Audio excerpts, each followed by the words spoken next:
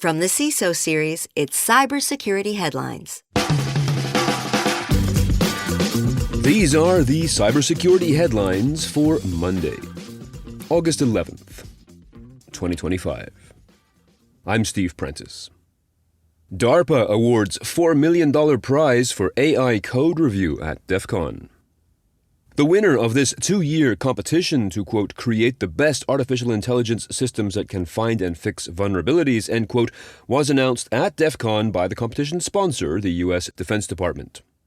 Team Atlanta, as is the name of the winner, is, quote, composed of technology experts from Georgia Tech, Samsung Research, the Korea Advanced Institute of Science and Technology, and the Pohang University of Science and Technology. The final competition saw teams attempt to find and generate patches for synthetic vulnerabilities buried in 54 million lines of code. Teams were judged on the ability of their systems to create patches for the bugs that were found. North Korea's ScarCruft group adds ransomware to its activities.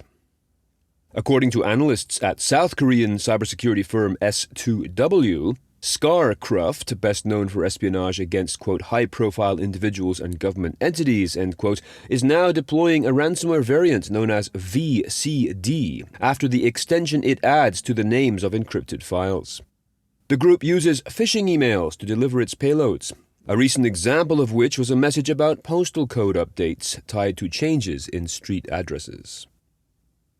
Columbia University hack affects over 860,000 people. Following up on a story we covered last month, the tally of victims in the Columbia University attack is now at 869,000, and data accessed includes social security numbers, demographic information, academic history, financial aid information, health insurance information, and more. This hack was, and still is, being described as having been performed by highly sophisticated hackers with a political agenda. The hacker has presented samples of the stolen data to the New York Times and Bloomberg. No patient records were taken from Columbia University's Irving Medical Center. The Franklin volunteer hackers who defend the water system. A year after launching the program at last year's DEF CON, former White House official and executive director at the University of Chicago's Cyber Policy Initiative, Jake Braun, says his Franklin project continues to grow, with more volunteers than they can handle. The Franklin project focuses on providing free cybersecurity services to critical infrastructure to help them with activities such as setting passwords, activating multi-factor authentication, conducting asset inventories, operational technology assessments, and network mapping and scanning. In addition to an excess of volunteers, there is also an excess of need on part of infrastructure across the country, according to Braun speaking to the Register during this year's DEF CON. He stated that, quote, one of the volunteers' first challenges was convincing the water utilities that, despite being located in small towns, that they were still a target for Chinese and Iranian cyber crews, end quote. Huge thanks to our sponsor, Vanta. Do you know the status of your compliance controls right now? Like right now? We know that real-time visibility is critical for security, but when it comes to our GRC programs, we rely on point-in-time checks. But more than 9,000 companies have continuous visibility into their controls with Vanta. Vanta brings automation to evidence collection across over 35 frameworks like SOC 2 and ISO 27001. They also centralize key workflows like policies, access reviews, and reporting, and help you get security questions done 5 times faster with AI. Now that's a new way to GRC. Get started at vanta.com/headlines, that is VANTA.com/headlines. WinRAR zero-day exploited to plant malware on archive extraction.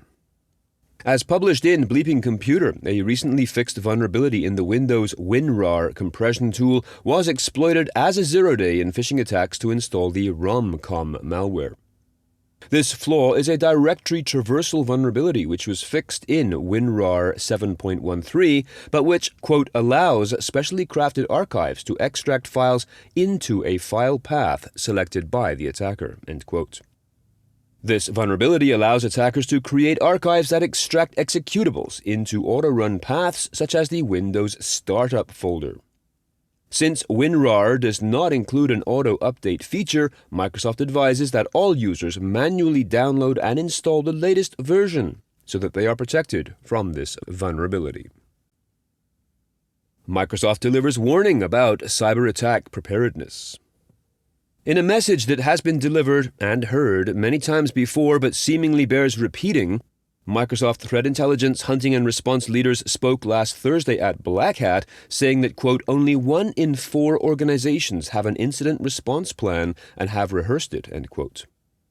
Sherrod DeGrippo, Director of Threat Intelligence Strategy at Microsoft, described the issue by saying, quote, attackers and threat actors think in graphs. They see the pathways that they can take to pivot around inside of a network, while defenders think in lists, end quote. She also repeated the significance of security fundamentals, such as keeping software up to date and configuring it properly. She said, quote, if you do experience a breach, missing logs really contribute to a nightmare scenario for both Intel and incident responders, end quote. Flaws in Lenovo webcams turn them into bad USB devices. Researchers at Eclipsium have discovered vulnerabilities in some Lenovo webcams, which they collectively call bad cam. These flaws, demonstrated at DEF CON 33, could, quote, let attackers turn them into bad USB devices that can inject keystrokes and launch OS-independent attacks, end quote. The researchers stated the problem stems from, quote, select model webcams from Lenovo that run Linux and do not validate firmware, end quote. These, they say, can be weaponized without requiring physical access. Windows EPM poisoning leads to domain privilege escalation. Researchers at SafeBreach have described new findings related to a now-patched security issue in Microsoft's Windows Remote Procedure Call, RPC, communication protocol. The vulnerability is being described as a Windows storage spoofing bug. Although fixed last month as part of July Patch Tuesday, the researchers warn that the vulnerability makes it possible to, quote, manipulate a core component of the RPC protocol and stage an endpoint mapper poisoning attack that allows unprivileged users to pose as legitimate built-in service, with the goal of coercing a protected process to authenticate against an arbitrary server of an attacker's choosing, end quote. If you have some thoughts on the news from today or about this show in general, please be sure to reach out to us at feedback@cisoseries.com. We would love to hear from you. I'm Steve Prentice, reporting for the CISO Series. Cybersecurity headlines are available every weekday. Head to CISOseries.com for the full stories behind the headlines.